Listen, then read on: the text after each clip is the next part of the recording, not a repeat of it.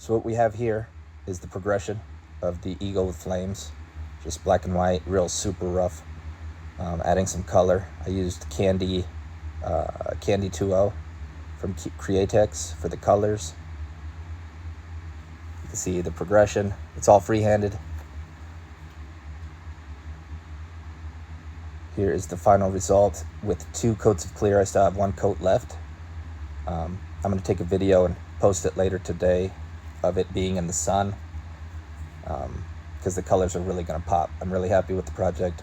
I hope Scott, my customer, is happy with it as well. Please like and subscribe if you like my content. My art keeps getting better and better. My content keeps getting better and better. So hang in there with me. All right, but thanks for watching no matter what. It's a blessing. Thanks a lot. God bless. I'm out.